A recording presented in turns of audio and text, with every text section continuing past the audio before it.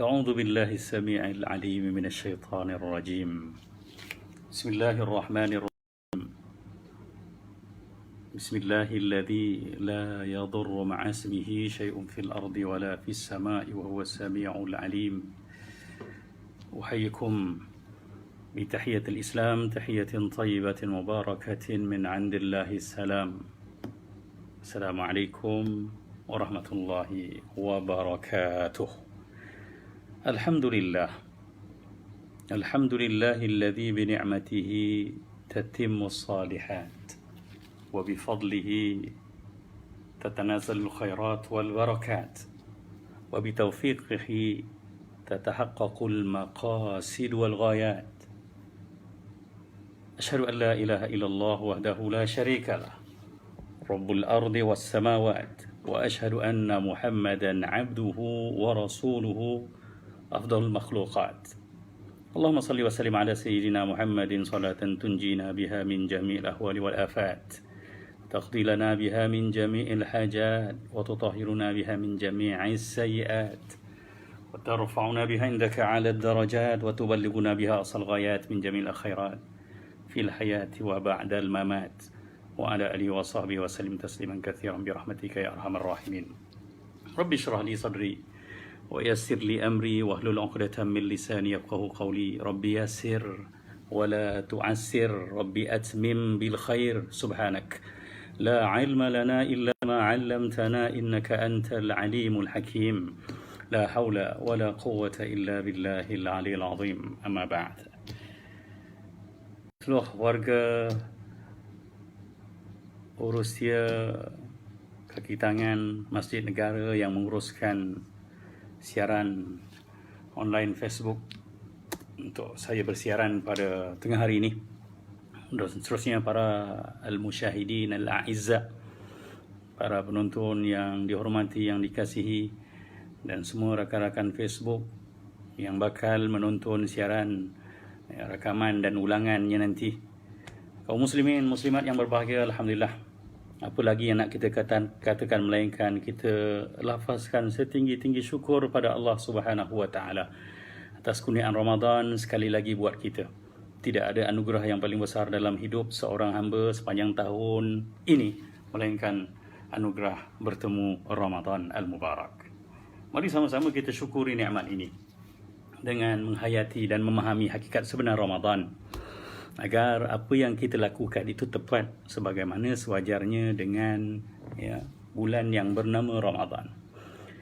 Seterusnya marilah selawat dan salam juga kita utuskan buat junjungan besar Nabi kita Muhammad sallallahu alaihi wasallam yang memperkenalkan Ramadan dan cara menggayakan Ramadan yang wajar bertepatan dengan kehendak baginda dan juga Allah Subhanahu wa taala, Tuhan alam semesta, pencipta kita semua. Kesempatan tausiah Ramadaniyah yang dijadualkan buat saya pada tengah hari ini, saya suka membincang dan menyurut 5 ayat berkenaan dengan Ramadan yang kita tahu bermula daripada ayat 183 sehingga 187. Dalam surah Al-Baqarah 5 ayat ini berbicara tentang hukum Ramadan. Sebab itu mengikut perbincangan ataupun pengajian yang saya ikuti dengan guru saya dulu, Dr. Salah Al-Fatah Al-Khalidi, dia bercerita betapa di antara hikmah dan kehebatan Ramadan ni, Allah peruntukkan ayat-ayat bercerita tentang Ramadan di satu tempat sahaja. Dia tidak terpisah-pisah bagaimana hukum-hukum ayat-ayat lain, syariat-syariat yang lain. Tapi perbincangan saya pada tengah hari ini bukan berkisar tentang hukum hakam, tapi untuk bercerita tentang sesuatu di sebalik 5 ayat ini yang perlu kita dapat, yang perlu kita hayati, yang perlu kita fahami agar kita dapat bertindak sejajar dengan pensyariatan puasa yang telah pun datang pada kita. Kalau kita rujuk ayat-ayat Quran yang 5 ini, kita akan dapati, saya akan ambil satu sudut, sudut hikmah kenapa Allah datangkan puasa untuk umat Muhammad sallallahu alaihi wasallam.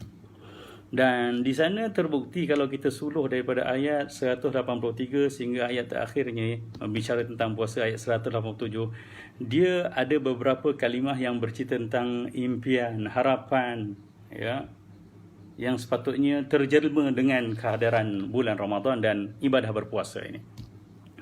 Dan apa yang saya maksudkan kat situ adalah 3 hikmah berpuasa.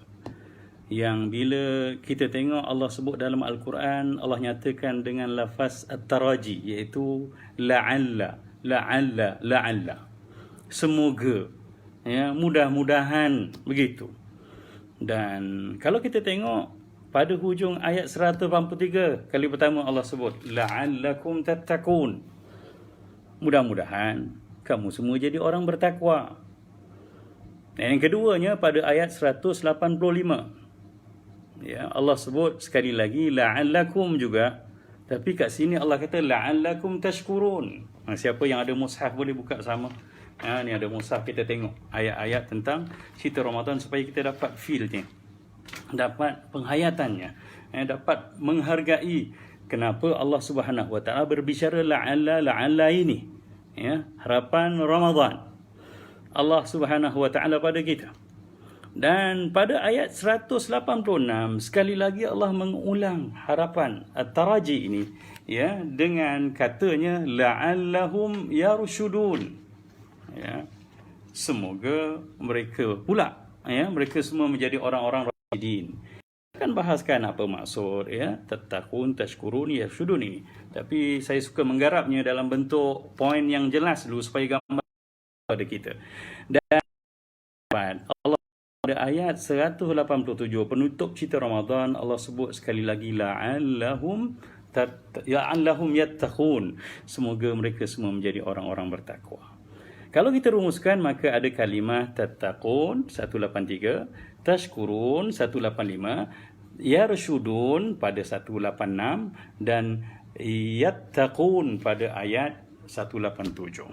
Kalau kita rangkumkan, maka cerita takwa ada 2 tempat, ya, iaitu tattaqun 183 dan 187 yattaqun, dan tashkurun ada kalimah syukur supaya kamu jadi orang bersyukur pada 185, dan 186 berbicara tentang rasyidin, ya, golongan orang-orang yang bijak menjalani kehidupan di dunia. Artinya kalau kita rangkum ceritanya 3 lah. Harapan Allah Subhanahu Wa Taala ini dalam Al-Quran, cerita harapan takwa, harapan bersyukur, dan harapan jadi orang yang bijaksana dalam menjalani kehidupan, ya, dunia selepas melalui fasa Ramadan ni, ya, fasa berpuasa di bulan Ramadan. Kita rujuk sedikit kalimah la'alla ni dalam, ya, ilmu nahwu atau ilmu kaedah bahasa Arab. Ke la'alla ni kita dapati dia adalah akhawat inna. Inna apa kerjanya? Ya, tunsabul isma, ya, tunsabul ismu wa turfa'ul khabar. Dia cerita dia macam innallaha khabirun, innallaha sami'un.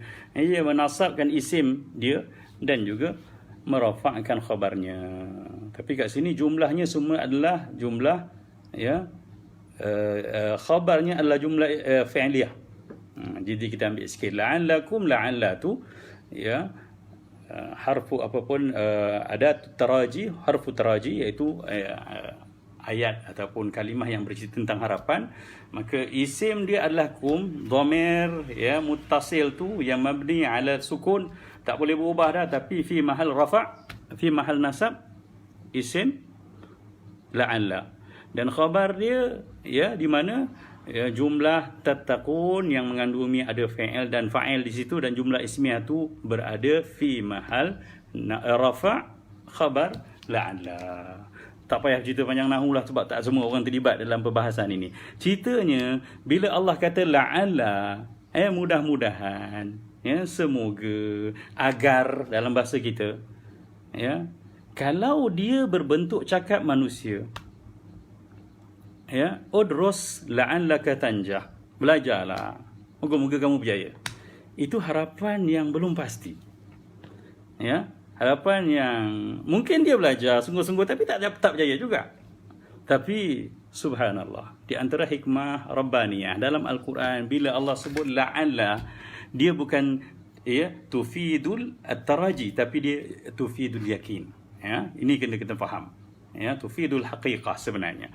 Bila Allah sebut la'alla dalam Al-Quran, dia walaupun bermaksud mudah-mudahan, tapi mudah-mudahan itu adalah satu benda yang pasti boleh jadi.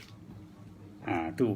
Di antara keistimewaan kefahaman kita tentang Al-Quran, bila Allah kata mudah-mudahan kamu bertakwa, artinya memang confirm kamu boleh jadi orang bertakwa. Mudah-mudahan kamu bersyukur dengan berpuasa, mudah-mudahan itu maksudnya kamu mesti dan pasti boleh menjadi orang bersyukur dengan pakej puasa. Bukan sebagaimana usaha-usaha lain, i'mal, la'allaka tahsul, bekerjalah supaya kamu berhasil. Itu mungkin bekerja tapi tak dapat gaji. Tapi bila kita berpuasa dengan syariat yang tepat, dengan hadiah Nabi sallallahu alaihi wasallam yang hebat, maka insya-Allah kita akan dapat 3 harapan Ramadan Allah Subhanahu wa taala ini. Elok juga kuliah ni kita namakan 3 harapan Ramadan. Dan yang ketiganya, perbincangan kita ini nak bercerita tentang bila mana dia menyatakan satu harapan yang pasti berlaku, maka dia satu benda yang jazam, yang pasti, confirm boleh dapat, maka sewajarnya adab kita sebagai hamba Allah Subhanahu wa taala, kita kena berusaha menggarap tiga perkara yang Allah harapkan daripada hamba-Nya dengan pensyariatan puasa ini.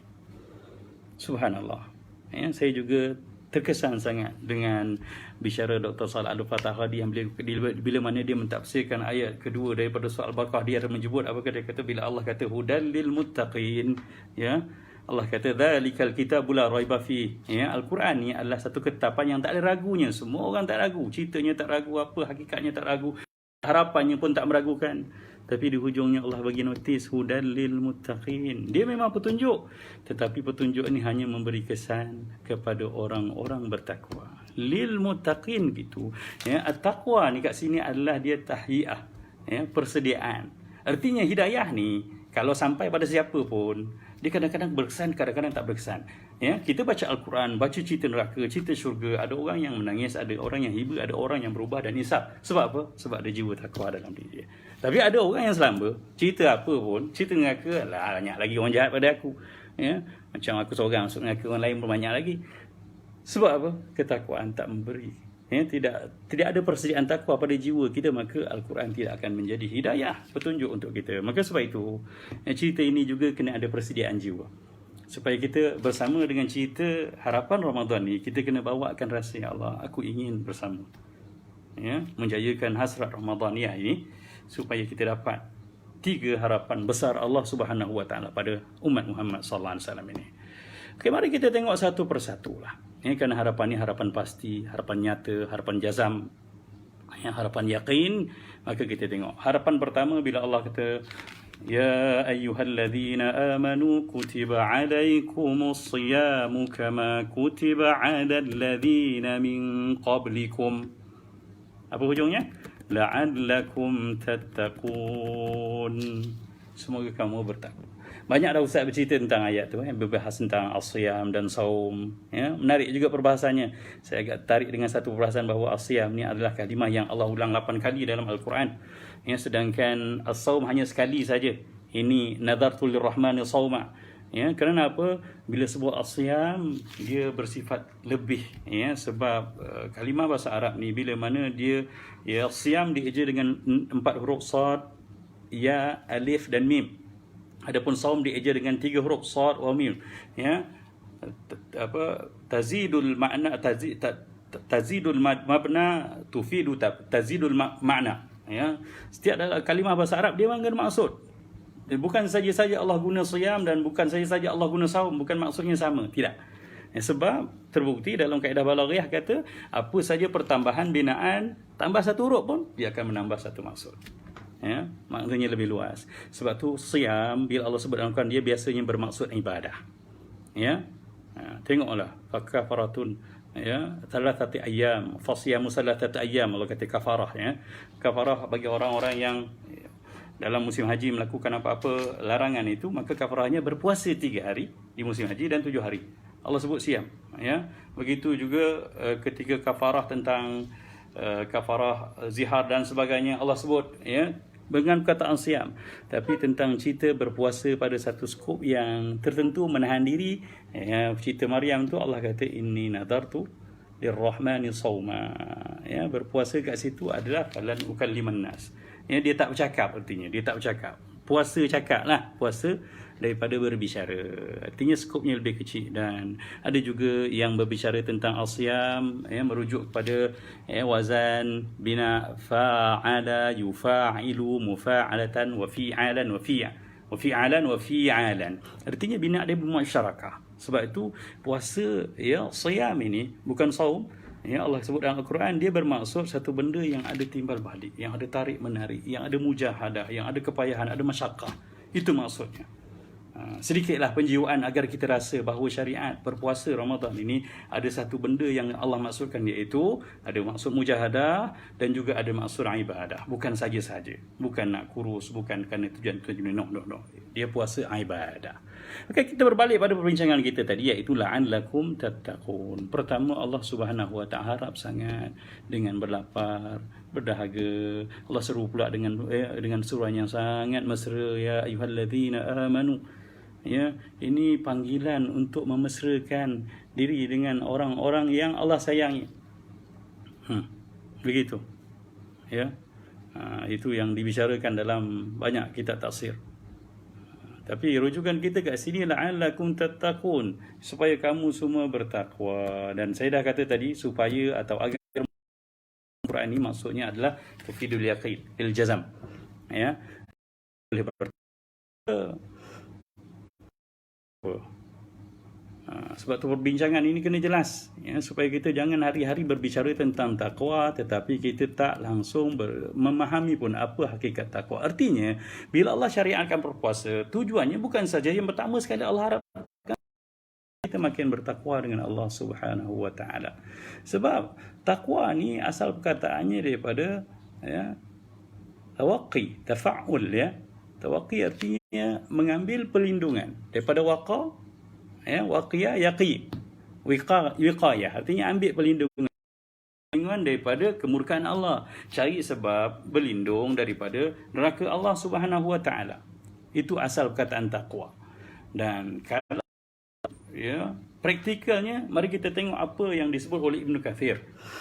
Ketika Sayyidina Umar bertanya kepada Utai, begitulah adabnya orang muda tanya orang tua beradab. Bukan Umar tak hebat, tapi dihormat.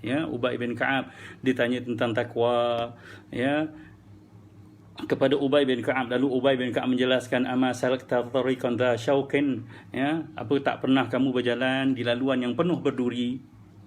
Qala bala, kata Sayyidina Umar, tentu saja aku pernah lalu jalan begitu. Qala syammartu fama amilt, maka Ubay menginginkan jawapan sendiri. Kamu buat macam mana? Kamu buat apa kalau jalan di laluan yang penuh berduri? Kamu buat macam mana? Qala syammirtu wajtahadtu, aku akan hati-hati dan akan bersungguh-sungguh mengelak duri-duri yang ada di laluan aku itu, untuk memastikan aku tidak terpijak pada duri. Qala, lalu Ubay pun mengulat, fatilka taqwa, itulah takwa. Tentuan kita macam mana menjalani hari-hari Ramadan kita? Ada tak perkiraan kita untuk kita melakukan atau tidak melakukan sesuatu, atau kita gedah ikut rasa? Itulah takwa kita. Dah nak masuk hari ke 4 berpuasa, ke-5 hari ni masuk hari ke-5 Ramadan ini, Quran kita dah berapa juzuk? Atau masih beransam tapi belum lagi menamatkan walau 1 juzuk. Tadarus kita, tadabbur Al-Quran kita, syahrul Ramadan alladzi unzila fihi Al-Quran, bulan Al-Quran. Itu Al-Quran, sedekah kita, kebaikan kita, amal takwa kita, istighfar kita. Itulah orang bertakwa. Orang bertakwa, dia terlalu berhati-hati melangkah. Laluannya penuh duri, jadi dia hati-hati.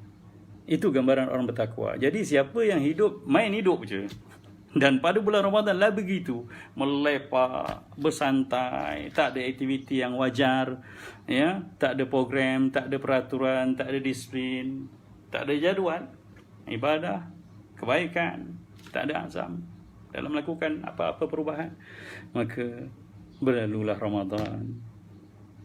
Dan harapan bertakwa ini juga berlalu pergi bersama dengan kekesalan nanti. Itu yang Nabi pernah sebutkan, dan raghima anfu rajulin man adraka Ramadan summa farlah.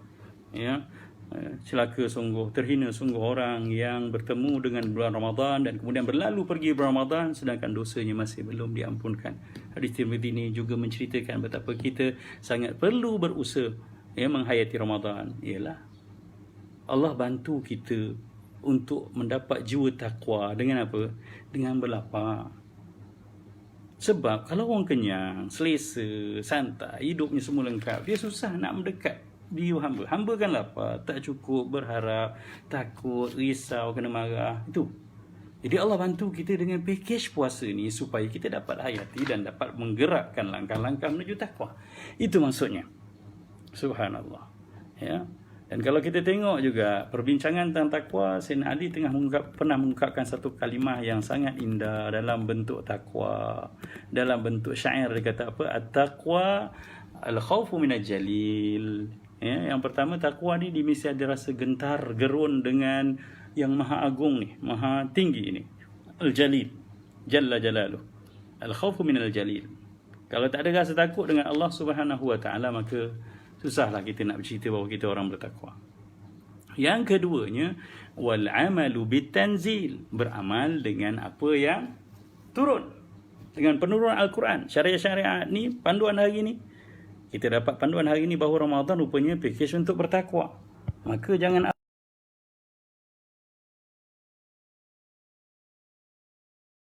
ayatnya kita jayakan.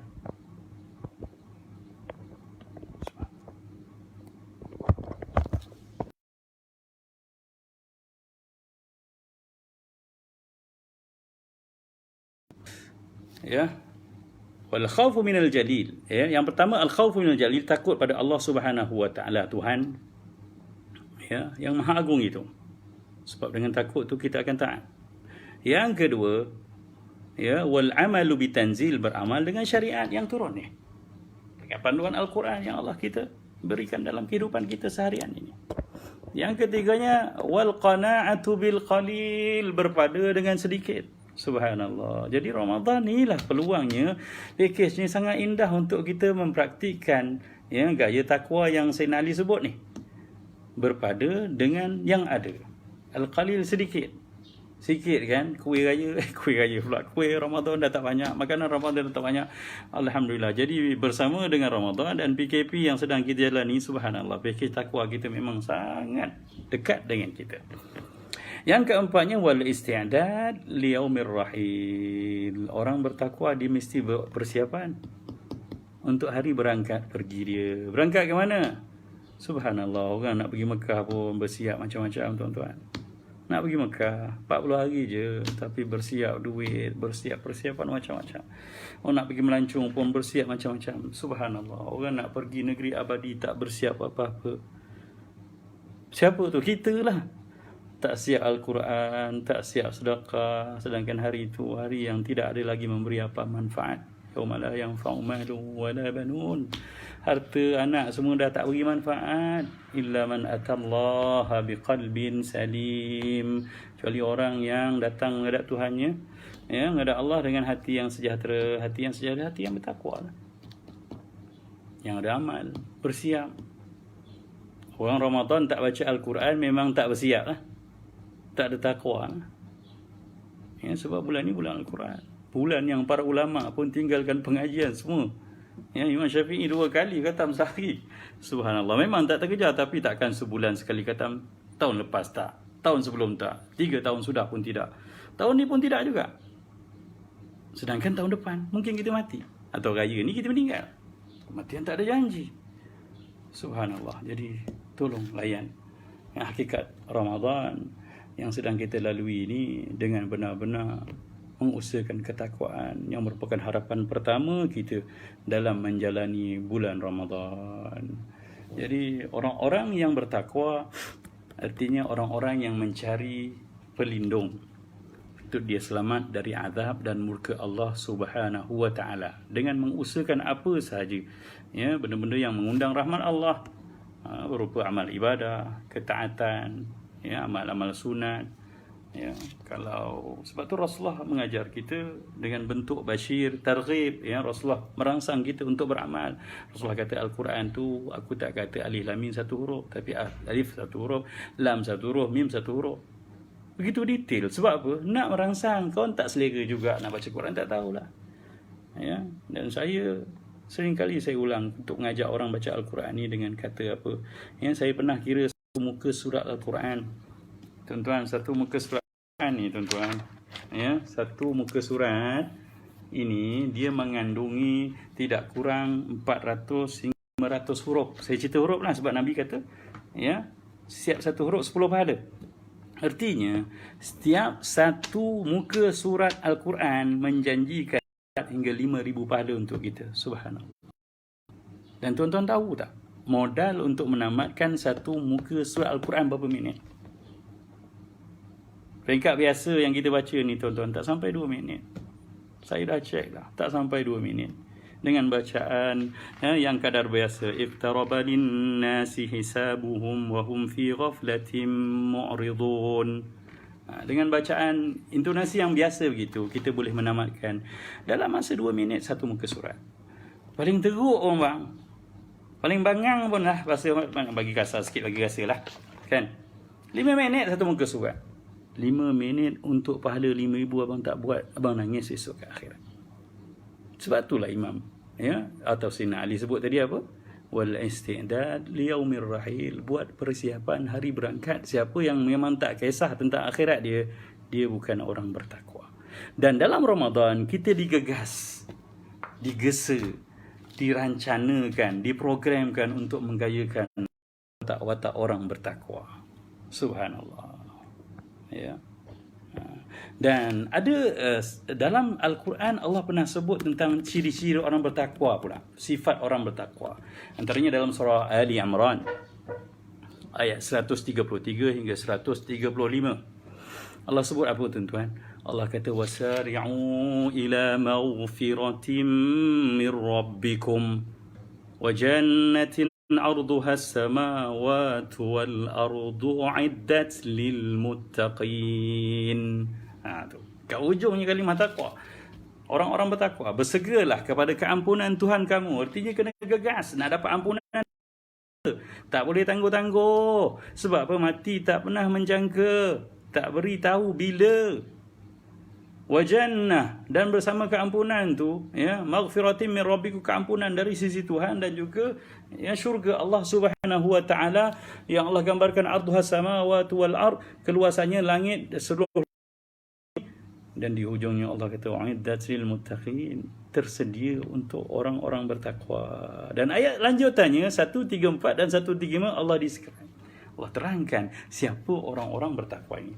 Yang pertama Allah kata alladzina yunfiquna fis sarra'i wad dharra, iaitu orang-orang yang boleh infak, bagi sumbangan, bantu orang susah waktu dia lapang dan susah.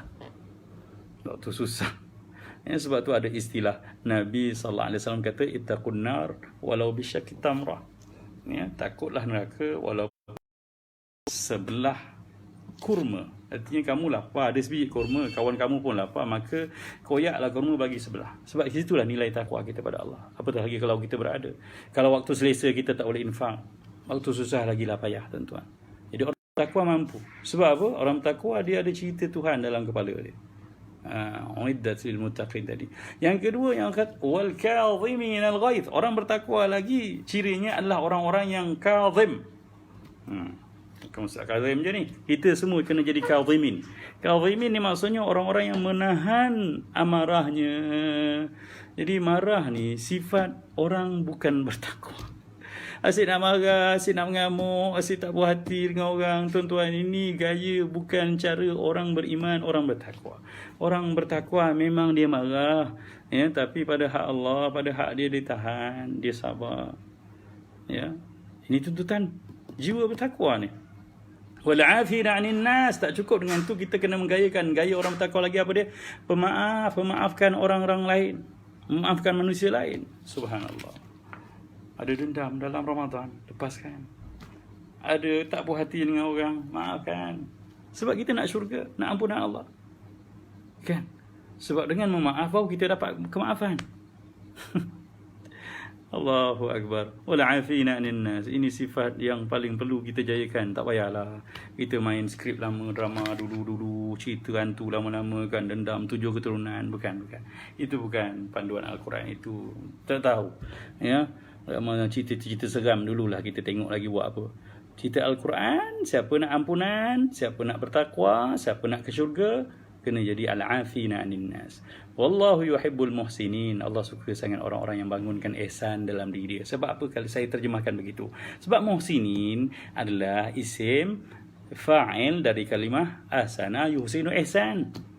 Ihsan apa kata Nabi? Anta abudallah ka'annaka tarah. Fa in lam takun tarah fa innahu yarak. Orang ihsan ni dia nampak Allah. Memang terjemahan Melayu yuhibbul muhsinin dikata orang-orang buat baik. Orang yang buat baik artinya orang-orang yang buat baik kerana Allah Subhanahu wa taala, nampak Allah Subhanahu wa taala. Sebab tu orang nak boleh maafkan orang sebab apa? Sebab dia nampak Allah, sebab dia ada ihsan dalam diri dia. Ya, bukan ihsan terjemahan Melayu Ustaz Ihsan pun dah jadi bos besar kita kat Banjar Negara ni, alhamdulillah. Moga-moga dia jadi betul-betul juga golongan yang bersama dengan kita orang-orang muhsinin. Ihsan artinya kita nampak Allah Subhanahu wa taala dalam apa saja gerakan dan perkataan, pertuturan, percakapan, tindakan, kelakuan. Nak maafkan orang, ingat senang. Nampak Allah baru boleh maafkan Allah. Nak tahan marah, kalau tak nampak Allah tak jalan. Kita nampak kita je. Nak infak, lagilah kena ada Allah Subhanahu wa taala dalam jiwa baru kita mampu. Kemudian Allah gambarkan lagi walladzina idza fa'alu fahishatan aw zalamu anfusahum dzakarullaha fastaghfaru li dzunubihim. Kemudian orang-orang bertakwa ni bila mana dia buat salah, dia buat dosa, dia buat fahisyah, ya. Dosa-dosa seksual, ya, dan juga dosa-dosa yang lainnya. Aw zalamu anfusahum, ataupun dia menzalimi diri dia sendiri.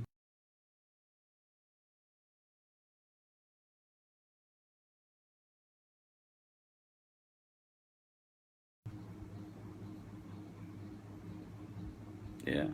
Zalamu anfusahum maksudnya menzalimi diri ni. Maksud kita ni selalu kata, Al-Quran selalu sebut menzalimi diri ni, maksudnya kita ni zalimi diri sebab apa? Zalim tu maksudnya gagal meletakkan satu pada tempatnya. Kita kan hamba Allah, patut dengar cakap Allah, tapi kita tak dengar cakap dia. Zalimi diri lah. Dah tahu dah, ya, degil masuk neraka, buat juga. Tu zalim diri, dajal diri sendiri tu. Sebab tu istilahnya, ya, kita zalamna anfusana, kami zalimi, kami dajal diri kami sendiri, ya Allah. Kami dah tahu dosa ni akibatnya murka dan neraka, tapi buat juga. Sebab tu kita kata zalamna anfusana. Ya, aw zalamu anfusahum dzakrullaha fastaghfaru li dzunubihim. Kemudian mereka ingat Allah lalu mereka mohon ampun. Orang mutakin bukan tak buat dosa. Kullum Adam khata', si anak Adam buat salah. Memang kita anak Adam. Adam pun bermula dengan kesilapan, turun ke dunia. Buat salah tu memang tabiat manusia. Tapi yang penting lepas buat salah, ngakulah dan mohon ampun pada Allah. Wa may yaghfiru dzunuba illa Allah wa lam yusirru ala ma fa'alu. Tapi Allah gambarkan orang bertakwa, wa lam yusirru ala ma fa'alu. Dia tak terus-menerus lakukan kesilapan itu, dosa-dosa itu, wa hum ya'lamun, dalam keadaan dia tahu dan sedar. Subhanallah. Itu harapan pertama Ramadan kita. Kita terus pergi pada harapan kedua. 12.30 dah. Harapan kedua Allah kata, ya, la'allakum tashkurun. Semoga kamu jadi orang-orang bersyukur. Artinya bila mana Allah programkan, syariatkan puasa untuk kita, sebenarnya Allah mengharapkan agar kita nanti jadi hamba Dia yang lebih bersyukur bila mana dah menamatkan puasa sebulan Ramadan. Sebab tu di hujung ayat yang kita bicarakan ni, ayat 185, cerita tentang, ya, rukhsah, kemudahan Allah beri pada orang yang tak mampu berpuasa kerana musafir atau sakit. Di hujungnya Allah pesan juga walitukmilul iddah, tapi kamu kena sempurnakan juga package ni, jumlah ni. Sebab dos dia memang 30, tak cukup. 30 tak jadi, 29 atau 30 lah. Artinya kalau puasa selang sehari tak jadi, tak cukup. Nampak tak? Walitukabbirullaha ala ma hadakum, dan kamu kena besarkan Allah di atas hidayah yang Allah beri ni. Untuk apa? Wala'allakum tashkurun, supaya kamu jadi orang bersyukur pada Allah Subhanahu wa taala. Artinya hikmah atau harapan kedua yang Allah nyatakan dengan pensyariatan puasa adalah supaya kita jadi lebih bersyukur dengan Allah Subhanahu wa taala. Ya. Artinya siapa yang betul-betul menjalani ibadah puasa dengan watak-watak kehambaannya, dengan jiwa hamba, dengan penuh rasa beribadah pada Allah, dengan petunjuk hadis Nabi sallallahu alaihi wasallam, insya-Allah puasanya pasti akan membekalkan satu hasil yang sangat hebat, melahirkan jiwa bersyukur dalam jiwa kita. Mari kita tengok apa cerita syukur pula ni. Ada pendapat mengatakan bahawa syukur ini, kata Ibn Qayyim Al-Jauzi, ketika mana dia membicara tentang hakikat syukur fil ubudiyah, huwa dhuhuru athari ni'matillah ala lisani 'abdihi thana'an. Dia kata terlahir menjelma kesan-kesan nikmat Allah pada lisan lidah hamba-Nya dengan pujian. Artinya orang bersyukur dia memang kena sebut alhamdulillah, alhamdulillah, alhamdulillah. Asyukru lillah. Nak sebut juga, ada di kalangan kita sebut asyukru lillah tu, dia sebut asyukurillah.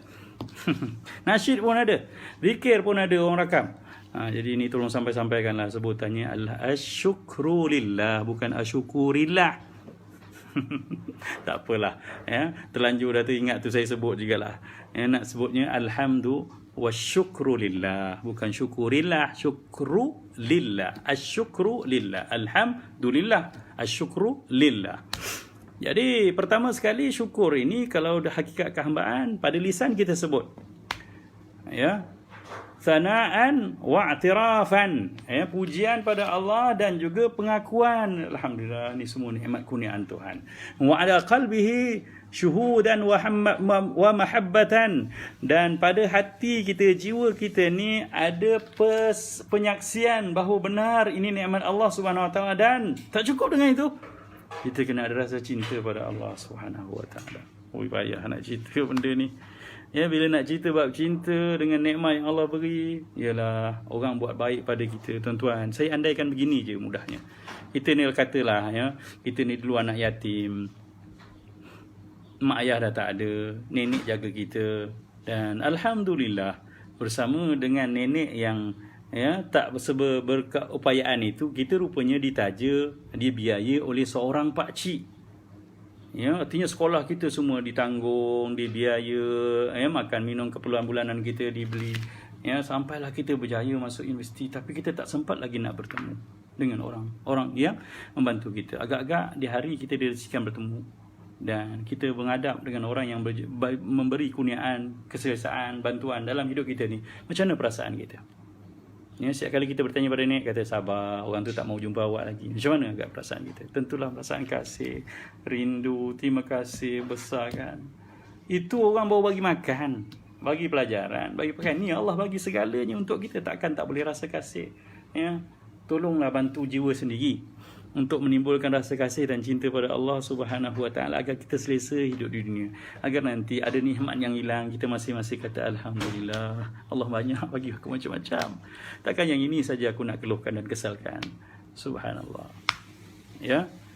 Jadi rupanya dalam hati bukan saja kita mengakui, malah kita kena ada mencintai Allah Subhanahu wa taala. Ibn Qayyim sebut wa ala jawarihi inqiyadan wa ta'atan, dan pada anggota terbukti dengan zahirnya kepatuhan dan ketaatan akur pada Allah. Jadi kalau kata alhamdulillah, saya memang bersyukur pada Allah, tapi semayang pun tidak, puasa pun buka pukul 5, ayah bawah. Jadi tiga-tiga kena ada. Tak boleh juga kita kata saya tak payahlah sebut alhamdulillah ni, saya yang penting hati saya. Tak kena juga, sebab rukun syukur ni 3, pada lisan, ucapan dan pengiktirafan. Pujian pada Allah Subhanahu wa taala pada hati, pengakuan dan juga kecintaan pada Allah Subhanahu wa taala selaku pengurnia segalanya untuk kita, dan pada anggota zahir kehidupan lahir kita adalah kepatuhan dan ketaatan pada Allah Subhanahu wa taala, pengabdian kita padanya. Subhanallah. Bersyukurkah kita? Jadi Allah datangkan Ramadan. Nampak tak? Bila kita berpuasa, ada benda yang hilang pada kita. Jadi bila lapar di petang-petang, dah waktu maghrib kita berbuka tu, lahir alhamdulillah, ya Allah, nikmatnya dapat makan, dapat minum. Ya kan? dapat ketenangan jiwa. Tuan-tuan rasa tak ketenangan jiwa bila tak payah bergegas sangat nak makan, nak bergasak, nak kerja, ya, nak memenuhi keperluan jasmani kita ni, yang setiap hari sebelum Ramadan kita penuhi, ya. Tapi sebenarnya dalam bulan Ramadan Allah nak mengajar kita untuk berehat pada side yang lebih besar dalam hidup kita, iaitu rohani kita, ya. Rohani kita ni sebenarnya dia perlu makan, dia perlu disuburkan, disehatkan, dia kena ada vitamin dia, ya, suplemen dia, kita badan kita, kulit, makan, semua benda kita buat. Tapi subhanallah, untuk roh kita tak bantu pun.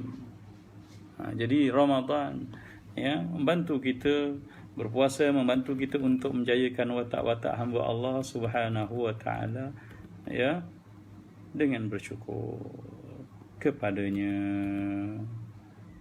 Jadi Allah Subhanahu wa taala minta sangat kita membuktikan syukur, ya, dengan 3 sudut ini, ya. Syukur dengan hati, mengakui dan mencintai pengurnia. Syukur dengan lidah, dengan lisan kita sebutkan pujian dan pengakuan bahawa memang ini kurniaan Tuhan. Dan syukur dengan anggota dengan pelaksanaan ketaatan dan persembahan ibadah mengabdikan diri kita kepada Allah Subhanahu wa taala. Seterusnya kita masuk pada, ya, harapan Ramadan yang ketiga yang Allah lakarkan dalam Al-Quran pada ayat 186.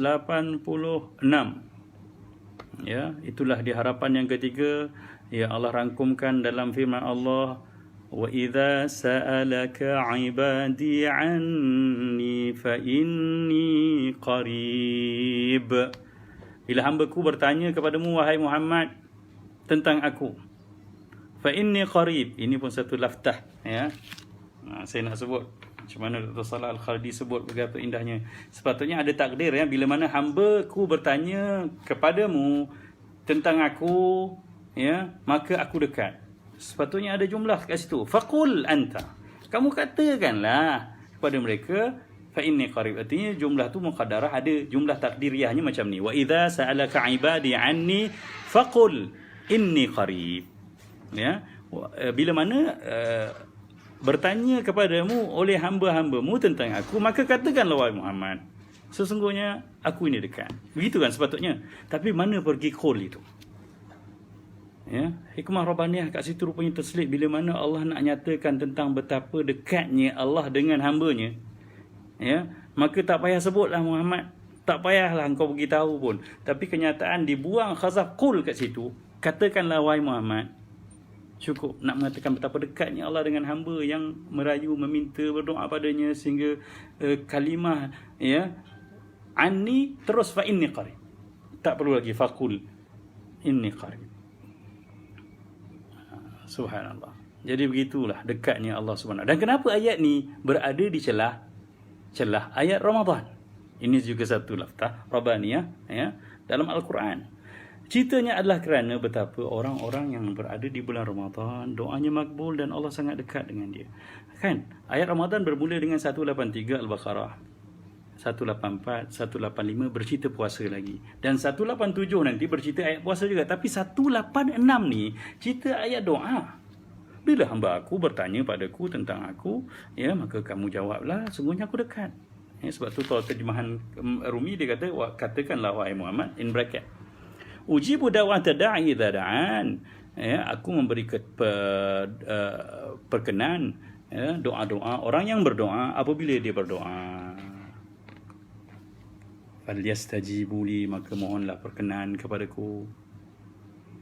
Wal yu'minu bi, dan yakinlah pada aku, dan mohon kena yakin. Dan di hujungnya Allah beritahu la'allahum yarshudun.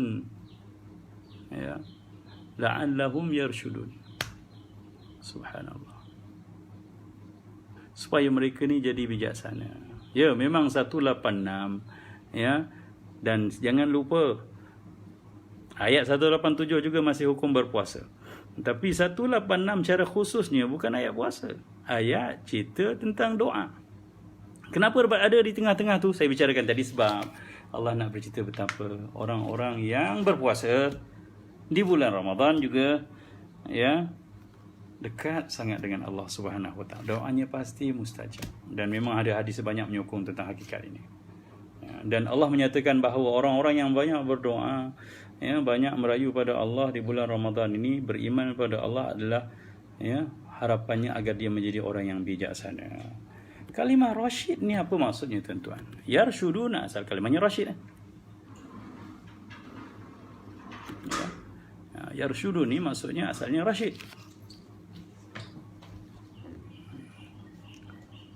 Jadi la'allahum yarshudun ni harapan Allah Subhanahu Wa Taala tentang kita yang berpuasa supaya makin bijaksana dengan pakej Ramadan yang Allah berikan pada kita.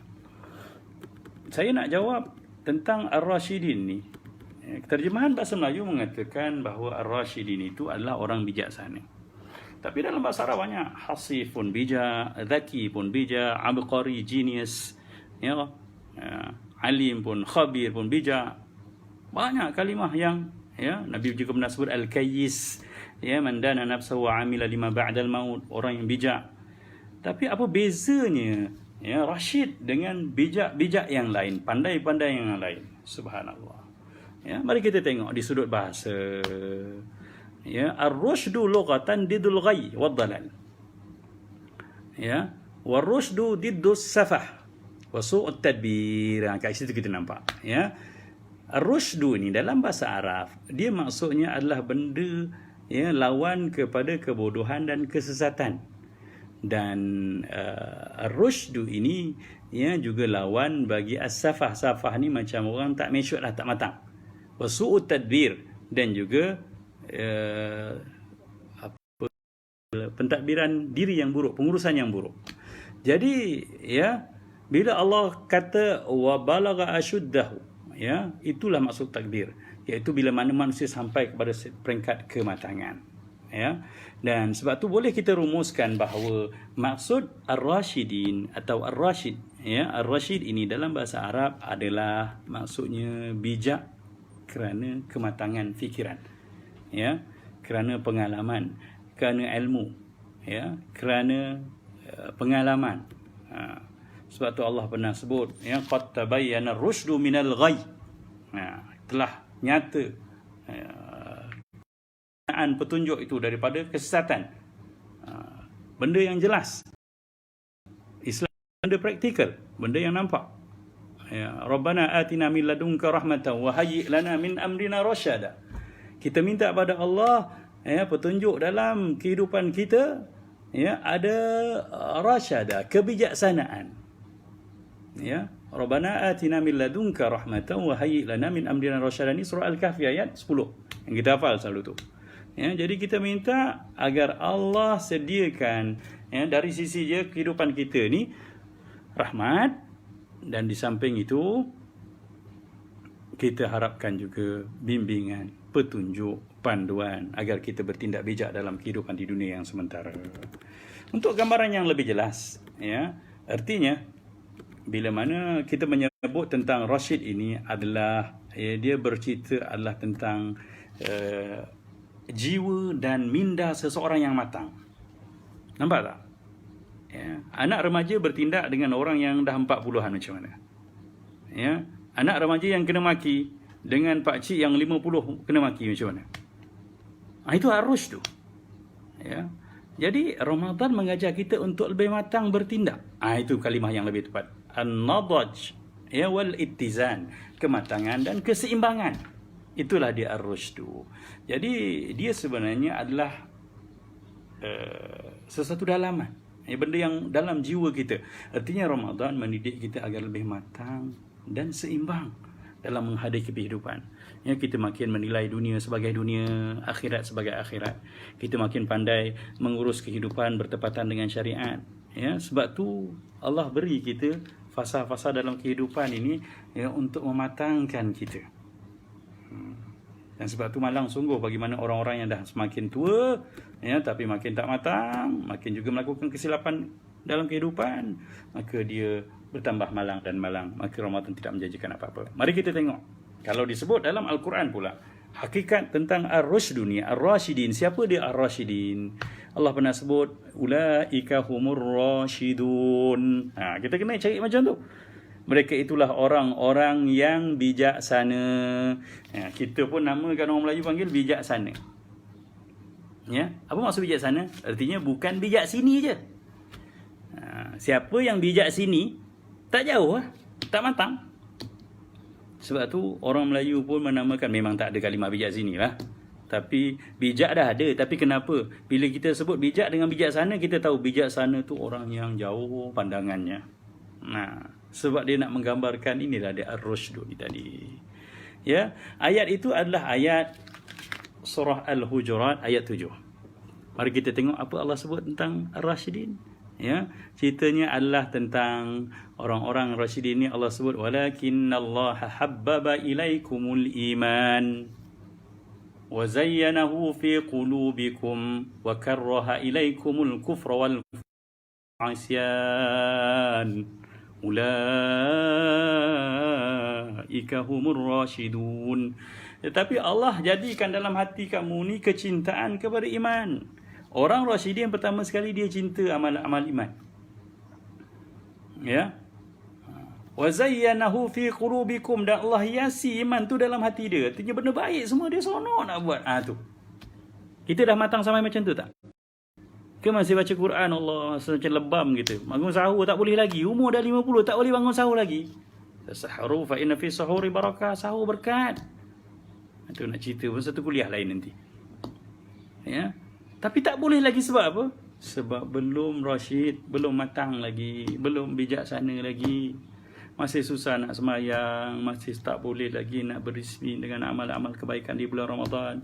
Artinya kita belum rasyidin, sedangkan pakej Ramadan mematangkan kita sepatutnya. Ya, menghiasi jiwa kita. Yalah, kalau dalam bulan Ramadan kita tak baca Quran, agak lepas Ramadan kita nak baca. Kalau dalam Ramadan kita tak buat tarawih, agak lepas Ramadan nanti kita nak sembahyang sunat. Ya. Kalau dalam Ramadan kita tak bersedekah, agak selepas Ramadan kita nak memulakan amal-amal baik. Prihatin pada orang lain. Inilah di bulan yang syaitan ditambat, malaikat menyeru setiap malam dengan kita untuk melakukan kebaikan. Kalau tak terjelma kebaikan, kita bimbang, kita tak dapat jadi orang rasyidin. Wa karraha ilaikumul kufra wal fusuqa wal isyan, dan dibencikan dalam hati kamu ni fasik. Fasik ni istilah mudahnya rosak, kerosakan agama. Sebab al-fisqu tu maksudnya asalnya adalah kurma yang mula lekang dari kulitnya. Ya. Jadi orang yang lekang dari syariat itu fasik lah, dia umum. Wal asyan, kedurhakaan, lawan Tuhan. Tak betul apa yang buat tu suruh Tuhan suruh buat dia tak buat. Apa yang suruh Tuhan larang dia buat. Tu asyan, derhaka. Umum juga tu. Jadi orang-orang rasyidin ni, Allah dalam hati dia dah campakkan rasa benci nak buat dosa, maksiat, kemungkaran. Subhanallah. Pakej Ramadan tuan-tuan, banyakkan berdoa. Ulaika humur rasyidun. Sebab tu Nabi SAW tinggalkan pada kita doa yang sinonim ayat Quran ini. Apa dia? Allahumma habbib ilainal iman wa zayyinhu fi qulubina wa karrih ilainal kufra wal fusuqa wal isyan waj'alna minar rasyidin. Allahumma habbib ilainal iman, maksudnya Allah cintakan dalam hati kami ni iman, wa zayyinhu fi qulubina, dan hiasi iman tu dalam hati kami.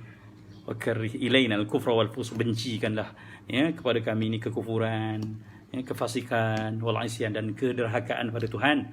Waj'alna minar rasyidin, jadikan kami dari kalangan hamba-hamba-Mu yang rasyidin. Sebab itulah watak orang rasyidin. Kita nak tahu kita dah matang belum dalam agama, kita dah jadi rasyidin atau tidak, selera kita. Selera Tuhan atau selera setan. Itu bahasa mudah. Cerita iman atau cerita kemungkaran. Jadi kefasikan, maksiatan. Jadi inilah suluhan yang dapat kita kongsikan pada tengah hari ini, dalam bulan Ramadan Al-Mubarak ini, bulan yang membias keberkatan. Sebab tu namanya Al-Mubarak. Al-Mubarak ni maksudnya yang membias keberkatan. Kita buat baik, tapi sebab tu namanya Al-Mubarak, tuan-tuan. Dia bukan Al-Mabruk. Al-Mabruk dan Mubarak beza. Al-Mabruk memberkati satu hala, tapi Al-Mubarak dia ada timbal balik. Sebab berkat ni benda baik. Benda baik, siapa yang mula cetuskan kebaikan, dia akan dapat kebaikan limpahan Ramadan. Siapa yang buat baik dalam Ramadan, insya-Allah dia akan jadi lebih baik dan akan dapat balasan kebaikan yang lebih banyak Itulah maksud Al-Mubarak yang Nabi namakan Syahrun Mubarak, bulan penuh ataupun bulan imbalan kebaikan. Tapi kena cetuskan kebaikan dahulu, baru kita dapat. Siapa yang tak ada cetusan kebaikan langsung pada hari-hari Ramadannya, Ramadan tidak akan memberkatinya.